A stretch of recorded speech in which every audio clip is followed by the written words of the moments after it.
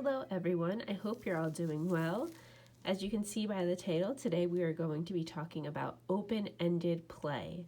Now, open-ended play I think it's gaining traction and more popularity, but it is basically a type of play where objects can have multiple purposes.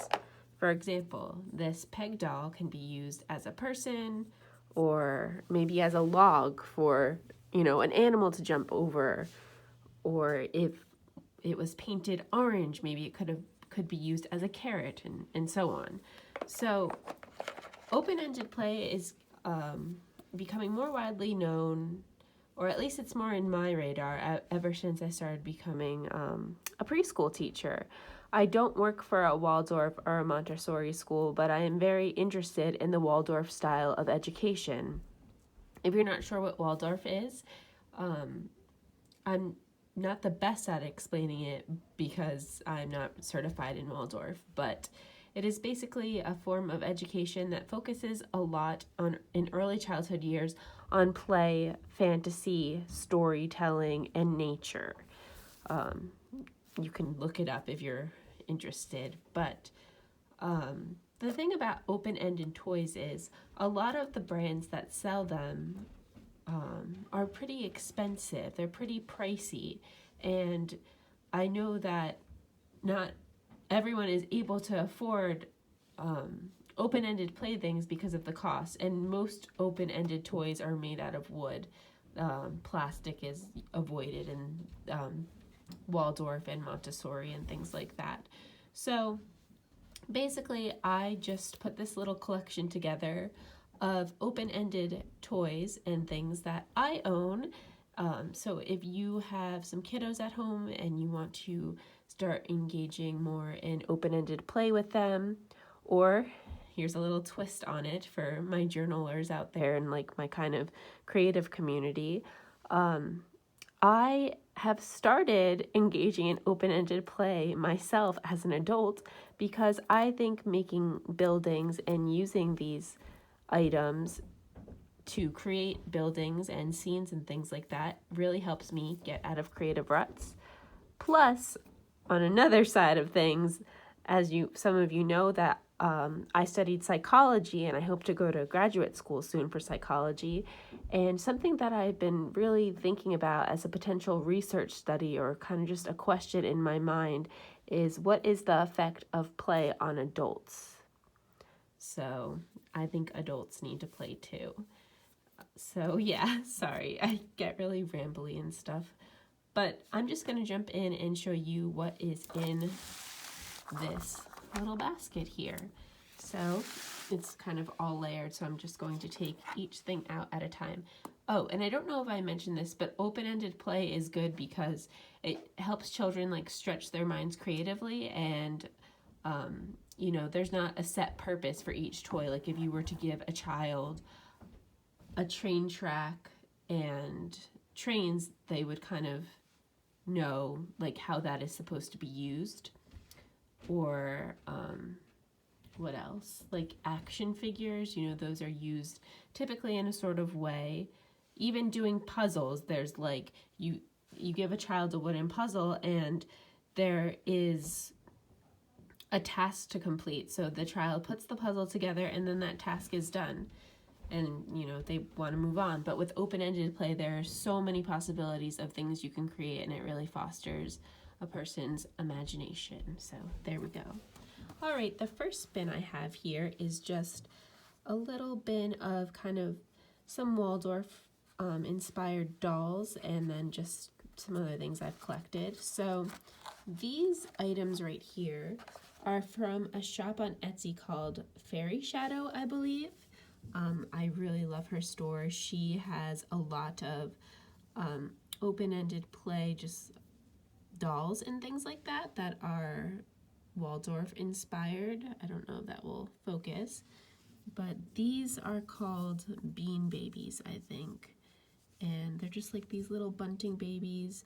You can get them in different packs with different skin tones or mixed skin tones. So I just have 5 of those. And then I have this little Waldorf pocket doll, also from the same shop, Fairy Shadow. There it is right there, the name of the company on Etsy. So these are just really cute dolls. They are soft and can be used in a multitude of different ways. So, and then I have this bunny. I don't know what brand this is, but I got it at an educational toy store by Princeton University, and it's a baby bunny, so it's wearing this diaper, and I just thought it was cute. Cute little toy, not made out of plastic, that is fun for role play. So there's that. And this tarantula is actually another, actually it's not a tarantula, I forget what it is. It's a certain type of spider, but this was also an Etsy purchase. Unfortunately, I don't remember the creator of this. It's been a long time since I purchased this, but it's just made out of beautiful wool and felt kind of process, it looks like. It has all these eyes, and it's just really fun. When I taught ballet, the girls named him Mr. Coffee, and he would watch them do ballet. So these are just some of the little figures that I have that I enjoy having as an adult, and I would imagine that children would really enjoy playing with these. So let's get into other things. The next thing is just rocks. I collected these rocks at the beach. I have a huge bin of them actually because I like to paint rocks. But rocks are a really cool play object. I mean, you can stack them, you can outline borders with them, you can use them as different things, like maybe this could be like a potato, you know, for like the doll to eat or something. There's just so many different ways that you can use rocks, and they are free. Like, just go outside and find some rocks, as long as your child, you know, is not going to try and eat them, is old enough to not eat, you know, put things in their mouth or throw things. These are a really fun and free open-ended toy. See, you can like make a little cave, whatever you want. So those are my rocks. The next thing I have is a collection of fabric. These are just pieces of fabric that you can get at Walmart or Joann's Fabrics that are like little leftover things from when they cut bigger pieces of fabric. So these are really cool because they can be used like as a roof on a building of a house or something, or as, you know, a covering for the little dolls, or like it would be cool if you laid out this one and like used it to set a scene and built like a building on top of it and use this as the beach, or this as like the water. So there is lots of things you can do with these. You can use them for dress up. You can like dance with them like a silk kind of thing, even though it's not a silk. So it's always good to have some fabric, in my opinion. Now these right here are all little wooden things. You can find lots of wooden toys like this on Grimm's, but it is pretty expensive to purchase toys off of there. So I have these, are like little pots. The peg people. I have these wooden beads, and I have these wooden discs. And I plan on painting all of these to make things a little bit more interesting, but I've heard from people that use the Grimm's products with their children that there are just so many ways for children to use objects like these. I mean, you know, you can put this like this, and a child can pretend like it's an ice cream cone, or pretend this is a plate and kind of set a little dinner spot for one of the peg dolls. I mean, honestly, with things like this, it's just, the possibilities are really endless for how a child or an adult who's trying to get out of a creative rut could use these. So I plan on painting these with some paint just to give them some more color and life. So that's that. My next thing here is quite heavy, so I'm just going to put you down for a minute. Okay, thank you. So now this is fun. I purchased all of these pieces at the dollar store. So here I have just some clear pieces that I got in the floral section. I have some green gems and some blue gems, and then I also have a bunch of little pebbles.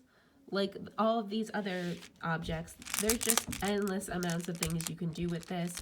A child could put all of the blue ones out and have it be like a pretend ocean or a swimming pool. You know, it could represent water. The green ones could represent like grass or just whatever. This could be used as pretend money, pretend food. You know, children can pretend to like plant things, and these could be the seeds. There's so many possibilities with little things like this, and I literally got these from Dollar Tree for $1. So yeah, these are fun. And then same with the pebbles, these can be used in endless amounts of ways. I got all these pebbles for $1, and I just think they would be fun to build with and play with, as long as your child doesn't put things in their mouth, of course. Now, the biggest bin right here are just some blocks, some standard colored wooden blocks. These are from the brand Melissa and Doug, which they sell at Walmart and Target and things like that. For a pack of 75 of these blocks, it was $12, which is pretty good. Black blocks aren't too expensive, and children can play with them in so many ways, obviously, by building structures and things like that. At the preschool I work at, children love the blocks, and they're something that we use every day in my classroom.